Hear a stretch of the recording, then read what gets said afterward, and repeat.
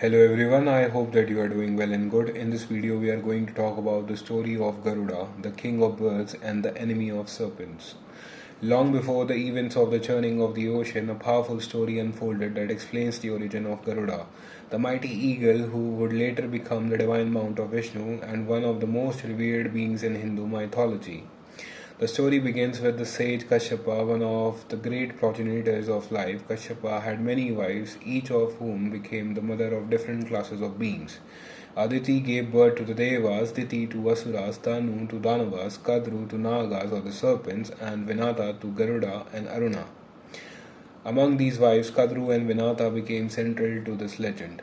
Kadru desired many children and asked Kashyapa for 1,000 powerful sons. Vinata, on the other hand, asked for only 2 sons but wished them to be stronger and more magnificent than Kadru's 1,000. Kashyapa granted their wives. Kadru laid 1,000 eggs that eventually hatched into Nagas, the race of serpents.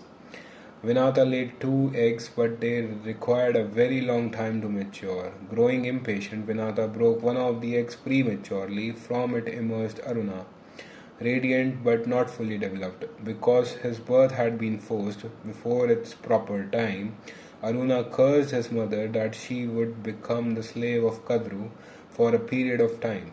After delivering this curse, Aruna rose into the heavens and later became the charioteer of the sun god Surya. Vinata waited patiently for the second egg to mature. After many years, the egg finally hatched and from it emerged Garuda, a colossal bird of blazing brilliance whose wings shone like fire and whose strength rivaled the gods themselves. At the moment of his birth, the heavens trembled, the winds roared, and even the gods were astonished by his radiance. Meanwhile, the curse of slavery upon Vinata came to pass through a clever deception by Kadru. One day, Kadru and Vinata argued about the color of the celestial horse Uchirvas, which had emerged during the churning of the ocean. Vinata claimed the horse was completely white, while Kadru insisted its tail was black.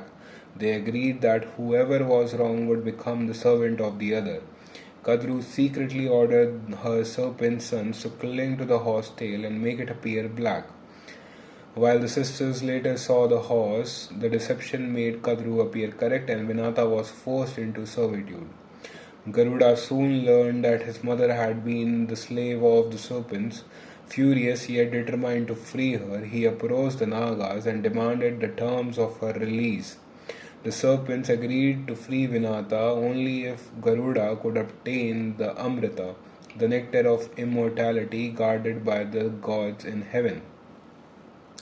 Accepting this impossible task, Garuda set out to the celestial realm. His journey was filled with extraordinary trials. He battled fierce guardians, overcome deadly obstacles, and finally reached the place where the nectar was protected by powerful defenses and divine beings. Using both strength and intelligence, Garuda defeated the guardians and seized the pot of Amrita. As Garuda carried the nectar away, the gods pursued him. During this chase, he encountered Vishnu, who was deeply impressed by Garuda's courage, discipline, and selflessness, for he sought the nectar not for personal gain but to free his mother from bondage.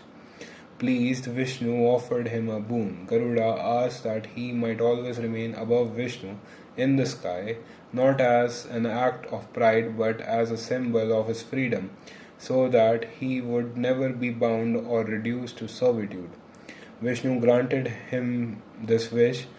In return, Vishnu asked Garuda to become his vehicle. Garuda agreed and thus became his divine mount, not as a servant but as a willing companion who carried the Lord while remaining free in spirit. Garuda then continued his mission and brought the pot of Amrita to the serpents as promised. Before leaving it for them, he carefully placed the nectar upon the sacred Kusha grass, Darba, a grass revered in Vedic tradition for its purity and its ability to sanctify whatever rests upon it. He then asked the serpents to purify themselves before drinking it. While they were away, Indra swiftly seized the opportunity, stole the nectar, and returned it to the gods. When the serpents came back and found the Amrita gone, they desperately tried to lick the Kusha grass, hoping to taste even a trace of the divine nectar, but the grass, sharp and blade-like, cut their tongues, splitting them in two. This is why snakes are said to have forked tongues. Thus, though immorality had been placed before them, their impatience and lack of discipline left them with only injury instead of nectar. Although the servants did not obtain the nectar, Vinata was freed from slavery. From that time onward, Garuda became the eternal enemy of serpents while also serving as noble vehicle of Vishnu and a symbol of courage, freedom, and devotion. Garuda's story explains not only the origin of the kings of birds but also the ancient rivalry between birds and serpents. It also illustrates a deeper principle that true strength is not used for selfish gain but for protection of family, the fulfillment of duty, and the restoration of justice. And with that, we have completed the story of Garuda. I hope you like it. Thanks a lot for watching.